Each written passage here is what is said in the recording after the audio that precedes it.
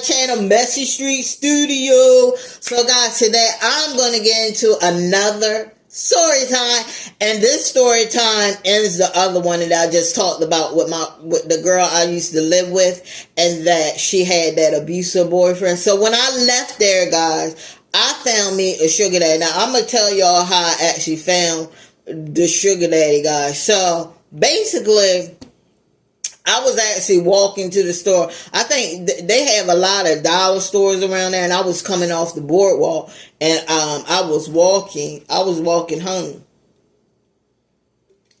Now I did have the place, but the place that I stayed at, it wasn't really a good place. It was on a bad street.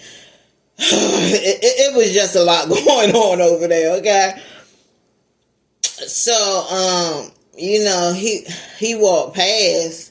And he the one that looked back. So I looked at him, and he looked at me. He was like, "Hi." He said, "How you doing tonight?" That's how I talk.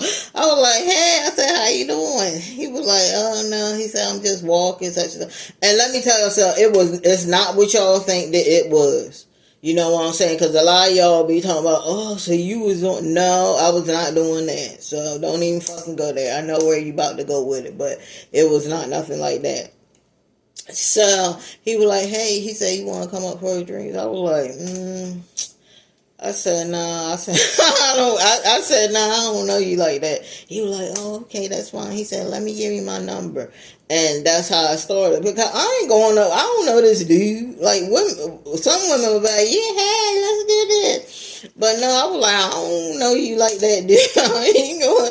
You ever seen the first 48, dude? All them other the other shows. What is it? They got the first 48. Y'all put in the comment section what other ID channels episodes do y'all watch. What is it? I know it's the first 48, Murder in Hometown or something. It's a lot of them. They can't come to mind right now.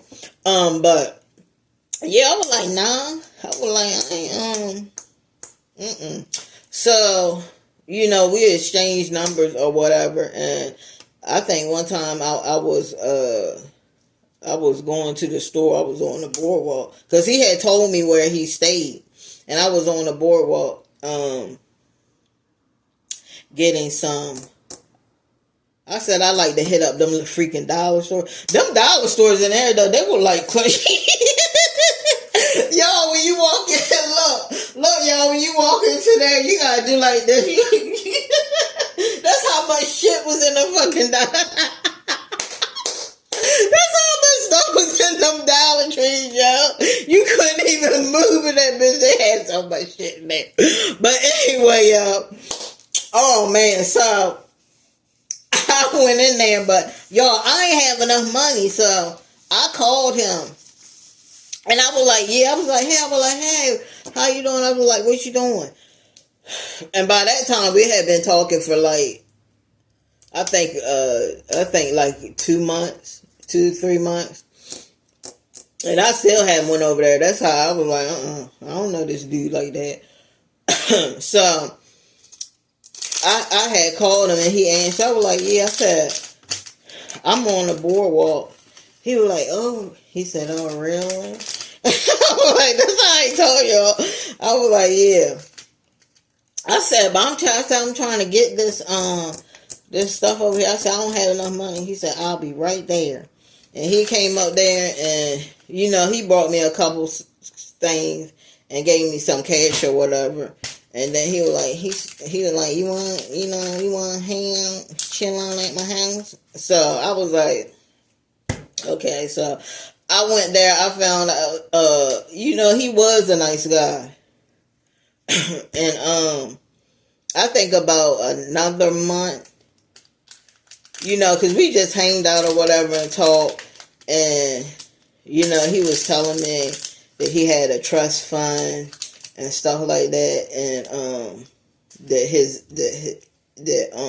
he doesn't have control over, that his son has control over, because they know like his spending habits. And he was like, he said, I'm mad about that. I was like, I said, why? I said, don't be mad about it. I said, you should be glad that you have a trust fund, for one thing. Second, you should be glad that they care enough about you to put it like that, you know what I'm saying, so you can have all your bills and stuff. Because dude, he had all his bills and stuff paid for. Like, he didn't have to want for nothing. I said, you should be glad that they did it like that. I said, I can tell by that your family, I said, you know, you might not think it, but they care about you. Because that's what a real family would do. Other people, I said, told them, I said, they would spend up all that money. I said, but your family really cared about you and your well-being. He was like, yeah, I guess so. But, so yeah, he had a nice little small apartment, good for him, you know, and, you know, that's what it was. You know, we would hang out, you know, we bought groceries, and then he asked me that I want to live there. So I lived there for, I'm going to say I lived there for almost a year, because I did some stupid stuff. Yo, I did some real stupid stuff. And the stupid stuff that I did, that dude that I was, that dude, remember the dude that I was telling y'all that he told that dude to come let me get my stuff? I actually let him stay there with me. And, you know, my sugar daddy, he put two and two together. He put two and two together. And that's not the only reason, though, but he put two and two together. So I lost my spot because I was trying to help somebody else that did. And I, you know what? I don't regret it. I don't regret doing that, because, you know, if I see some way that I can possibly help somebody. I didn't know he was gonna stay that long, though. I was thinking he was like, you know, maybe he needed 2 days or something. But then he started like wanting to stay. Oh God. But if I can find a way where I can, that's why I ain't really regret doing that. Because if I can find a way to help somebody, I see somebody struggling. That's the type of person that I am. That's what a lot of people don't know about me. I'm a very, very helpful person. If I can help you, I will try to help you. But yeah, I lost my place with him because he just wasn't going for that. But another thing is that he wanted to start doing a boink a boink, and I wasn't into that. You know what I'm saying? I didn't want to do anything with him. I didn't want to have any relations with him. I just wanted it to be a friends with benefits thing, and I guess where the friends and benefits thing comes along with that sexual thing that he wanted, and I wasn't going to give it to him. So I was like, no, I don't want to do that. So that's not the only reason that I left up out of there. So that was pretty much it. You know, it was a fun time. I used to cook for him. You know, he bought me things, and that's what that whole relationship was. But that dude, I prayed for him too, because I swear every time he went out somewhere, guys, he was always, either somebody was slapping him or cussing him out. And I think it was because he had a mouth on him. You know what I'm saying? He was one of them older people that you're not going to sit there, you're not going to talk to me like that. You know what I'm saying? But that little incident that he had with that Indian guy, and the Indian guy beat him up, dude, you gonna reap everything you sow from doing that to that guy. You gonna reap everything you sow. I promise you will, because you're the young person in the whole situation, and you had way more strength than him. You were way stronger than him, way younger than him, and for you to do that to that man. The same thing is going to happen to you one day when you get older. Somebody's going to beat you down like that. And hopefully I'll be on this planet one day to actually see it happen. But, yeah, but I was just like, this is so crazy. And I told that nigga, I said, you are going to reap what you sow. I told him, you are an evil person. I said, you have the devil in you. I said, the devil is in you, and the devil is a liar. I said, because you will reap that. But he was like, oh, well, he came in here. And I said, but you supposed to be, I said, you're the younger person. I said, you know that he cannot fight you. And I'm sitting there trying to explain to you. And my sugar daddy was like, man, he said, don't fucking talk to him. he said, don't fucking talk to him. But that's the thing I'm saying, that dude's, he didn't even get nothing done to him. They let him out on simple assault. That's why I'm telling you, with simple assault, how can I word this? If somebody's doing a simple assault on you, you might as well go all the way. That's how I'm going to say that. You might as well go all the way. Because if you don't, they're not going to get any charges. They're not going to get any charges. And, yeah, they need to take away that simple assault thing. Because a lot of stuff that they say is simple assault, it's not simple assault. I mean, he left, my sugar daddy was bleeding. So that to me, that when there's blood, that you can't say that's simple assault when it was blood. But anyway, that's what it was.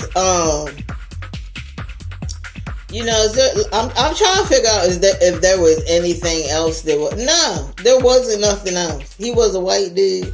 There was nothing else. It wasn't stressful. That was one of the times where I can definitely say it was not stressful at all. You know, I practically that was my prayer house, and I practically had a peace of mind there. Where there wasn't no BS there, and anyway, I found out that he was moving anyway. He was moving out of there anyway, so he moved to some other place, you know. But the guy, so ending him, the guy, I'm gonna call him R, the one that I let come stay there with me. And I had talked to him before I was leaving, and he was like, he said, yeah, I saw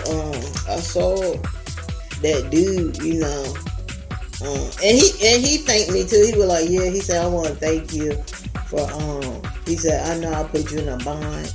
He said, and I know that you probably lost your place because of me.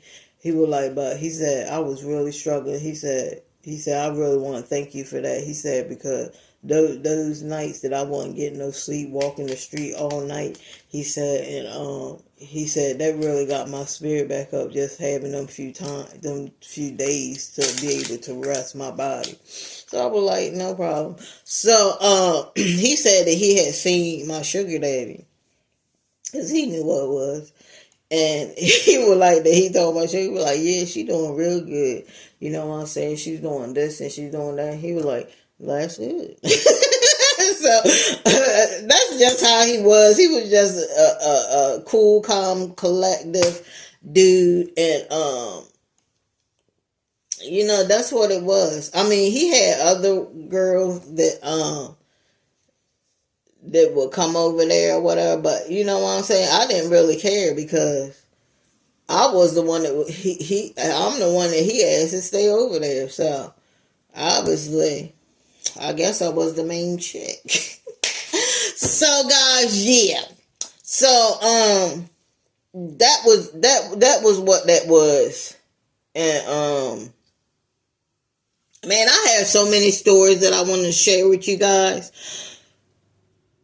So many stories that I want to share with you guys. But yeah, that was it. So I'll call you back.